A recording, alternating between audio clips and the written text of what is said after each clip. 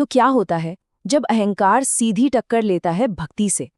आज हम शिव पुराण के एक ऐसे ही बहुत भावुक और जबरदस्त अध्याय की गहराई में उतरने वाले हैं। ये वो कहानी है जो हमें प्रेम, समर्पण और अपमान के नतीजों के सबसे चरम रूप दिखाती है। सोचिए, एक समय था जब सृष्टि में पूरी तरह से शांति थी, लेकिन फिर एक दिन अहंकार और भक्ति आमने सामने आ गए। और ये कोई छोटा मोटा टकराव नहीं था, इसने तो सच में पूरे ब्रह्मांड को हिलाकर रख दिया था।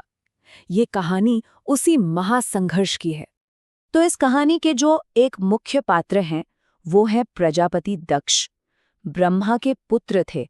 ज्ञान तो उनमें कूट कूट कर भरा था, लेकिन ज्ञान के साथ साथ अहंकार भी चरम पर था। और बस यही अहंकार, यही अभिमान इस पूरी कहानी की जड़ है। अब देखिए, दक्ष ने क्या देखा कि सारे के सारे देवता भगवान शिव को सबसे ज्यादा सम्मान दे रहे हैं। ये बात उन्हें चुभ गई।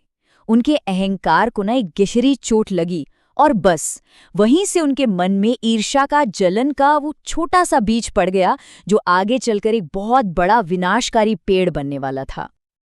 तो यहाँ ना दो बिल्कुल अलग अलग नजरिए हैं, एकदम ऑपोजिट। एक तरफ है दक्ष का अहंकार जो शिव को कैसे देखता है, एक घुमक्कड़ तपस्वी जिसका कोई कुल नहीं, कोई वंश नहीं।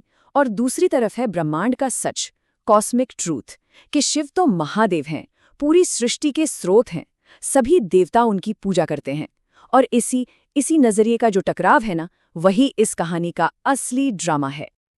तो देखिए, जहां एक तरफ अहंकार पनप रहा था, वहीं दूसरी तरफ भक्ति ने भी जन्म लिया। दक्ष और उनकी पत्नी प्रसूति के घर में ही एक दिव्य कन्या का जन्म हुआ। नाम था सती। सती का तो पूरा जीवन ही महादेव की भक्ति का एक जीता जागता सबूत था। मतलब जन्म से ही बस एक ही धुन, एक ही सपना कि भगवान शिव को पति के रूप में पाना है। और इसके लिए उन्होंने जो तपस्या की वो इतनी इंटेंस थी, इतनी शक्तिशाली थी कि कहते हैं पूरी धरती कांप उठी थी, पूरे ब्रह्मांड का ध्यान उनकी तरफ खिंच गया था। और फिर सती की इस जबरदस्त तपस्या से खुश होकर महादेव, हाँ, स्वयं महादेव कैलाश से नीचे आए। उन्होंने सती को अपनी पत्नी के रूप में स्वीकार कर लिया। सोचिए, ये भक्ति की कितनी बड़ी जीत थी। हाँ, ये बात और है कि दक्ष इस शादी के सख्त खिलाफ थे, लेकिन जब ब्रह्मा और विष्णु जी ने बीच बचाव किया, तब जाके ये दिव्य मिलन हो पाया। और ये कोई आम शादी नहीं थी, पूरा ब्रह्मांड जश्न मना रहा था, क्योंकि ये सिर्फ दो लोगों का मिलन नहीं था, ये तो शक्ति और शिव का, सृष्टि और चेतना का मिलन था। लेकिन कहानी यहीं खत्म नहीं होती। दक्ष का अहंकार वो शांत नहीं हुआ था। अपनी पार दिखाने के लिए, अपनी प्रतिष्ठा साबित करने के लिए उन्होंने एक बहुत बड़े, एक भव्य यज्ञ का आयोजन किया। और ये उनके अहंकार का सबसे बड़ा शो होने वाला था। और ये जो अपमान था ना, ये कोई गलती नहीं थी, ये बहुत सोचा समझा पब्लिक में किया गया अपमान था।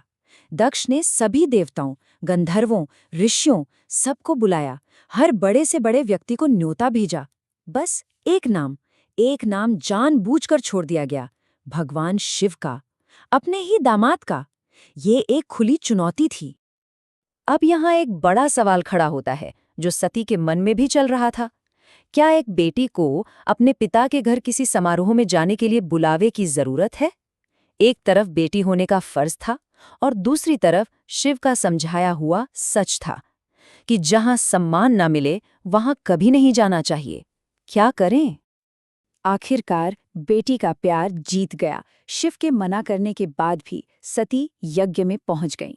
लेकिन वहां जो हुआ उसका उन्होंने अंदाजा भी नहीं लगाया होगा। किसी ने उनका स्वागत नहीं किया। एक अजीब सी ठंडी खामोशी, यहाँ तक कि उनके अपने परिवार ने, उनकी अपनी माँ ने भी उनसे मुंह फेर लिया। और फिर सबके सामने, सभी देवताओं और ऋषियों के सामने दक्ष ने वो किया जो किसी को नहीं करना चाहिए था।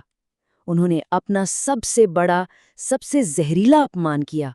उन्होंने कहा, यहाँ शिव का कोई स्थान नहीं और उनके नाम का भी नहीं। बस ये सुनना था कि सती का दिल टूट गया। अपने पति का इतना बड़ा अपमान वो बर्दाश्त नहीं कर सकीं और तब उन्होंने एक फैसला लिया, एक बहुत ही दुखद फैसला। उन्होंने कहा, हे अहंकारी पिता, मैं इस शरीर को अभी त्यागती हूँ जिसमें आपका अंश है।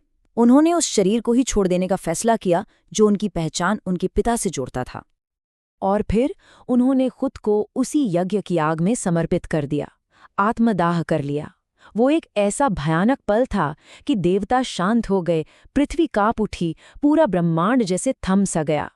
भक्ति ने अहंकार के सामने अपना सबसे बड़ा बलिदान दे दिया था और इसकी गूंज तीनों लोकों में सुनाई दी।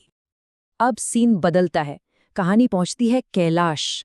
और जैसे ही सती के देह त्याग की खबर ध्यान में बैठे शिव तक पहुंची, बस ब्रह्मांड एक ऐसे क्रोध, एक ऐसे रोष का गवाह बनने वाला था जैसा उसने पहले कभी नहीं देखा था।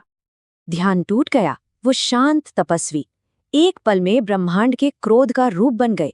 उनकी तीसरी आंख खुल गई और उससे जो आग निकली वो बस विनाश की शुरुआत थी।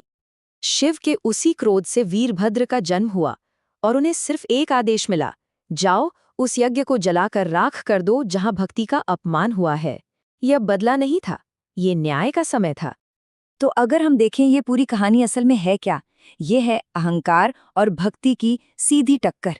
एक तरफ है अहंकार जो दूसरों को छोटा दिखाकर खुद को बड़ा साबित करना चाहता है, और दूसरी तरफ है भक्ति जो खुद को परमात्मा में विलीन कर देना चाहती है। और इस कहानी में इन दोनों ताकतों का आमना सामना होता है। तो इस पूरी कहानी का सार क्या है? क्या सबक मिलते हैं हमें? पहला, कि जहां भक्ति है ईश्वर वहीं है। दूसरा, जहां अहंकार है वहां विनाश तय है। तीसरा, और ये बहुत जरूरी है, कि प्रेम कभी मरता नहीं, वो बस अपना रूप बदल लेता है। और आखिर में जब धर्म टूटता है तो भगवान का मौन भी प्रलय ला सकता है। और आखिर में एक बहुत गहरा विचार कि सती का बलिदान कोई अंत नहीं था, वो एक ट्रांसफॉर्मेशन था, एक आत्मा का जागरण था जो एक नई शुरुआत की तैयारी कर रहा था। असल में ये पार्वती के रूप में उनके फिर से जन्म लेने की भूमिका थी। ये कहानी हमें ये सोचने पे मजबूर करती है कि शायद कुछ भी खत्म नहीं होता, बस रूप बदलता है।